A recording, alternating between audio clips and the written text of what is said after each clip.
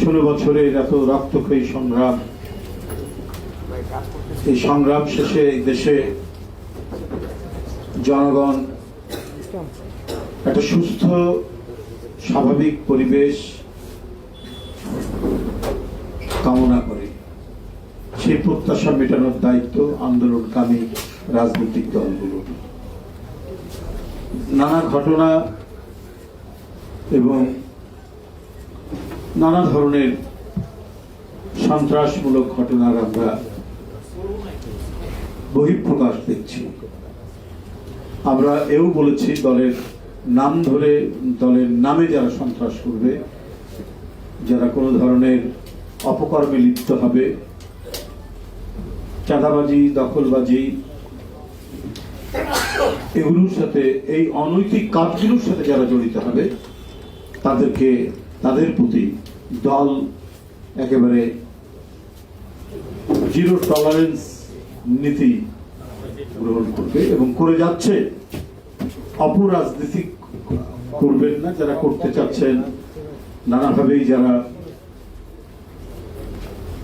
এই দায় চাপানোর চেষ্টা করছেন বিএনপির উপরে। কিসের দায় চাপাবেন? আমি বারবার বলেছি, আজকে কয়েকবার বক্তৃতায় বলেছি, যদি কোনো সন্ত্রাসীকে বিএনপি প্রোটেকশন দেয়, দলটি, রাজনৈতিক শক্তি, তারা উদ্দেশ্য সাধনের জন্য পরিকল্পিত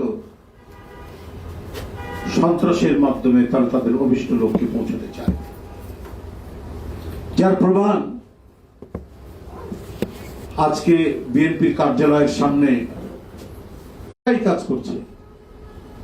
এটা আমরা কিন্তু প্রকাশ্যে না দেখলেও আন্দাজ করতে পারি। বাংলাদেশকে কোন দেশে তাবেদার বানানো যাবে না যে নীতির উপর যে দলটি প্রতিষ্ঠিত, বেশি প্রলম্বিত করেছেন, সেটাকে আরো বেশি মানুষের কাছে বহুদলীয় গণতন্ত্রের যে মূল মন্ত্র, সেটাকে পরাজিত করে গণতন্ত্র প্রতিষ্ঠাকারী হচ্ছেন বেগম খালেদা জিয়া, সেই দল বিএনপি। তারা এগুলো করছে, কিন্তু প্রকাশ্যে দেখছি না বলে, কারো নাম দেখিনি বলে কারো নাম নিচ্ছি না, কিন্তু টের পাচ্ছি কারা করতে চায়।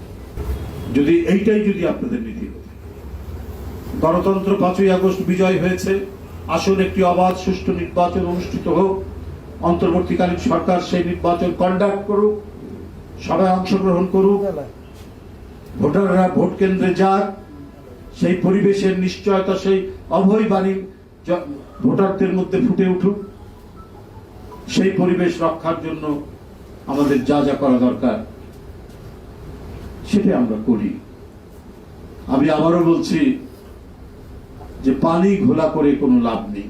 আপুসীন থেকেছে এবং আপুসীন থেকে যারা চ্যাম্পিয়ন হয়েছে, তারা সেই দল হচ্ছে বাংলাদেশ জাতীয়তাবাদী দল বিএনপি।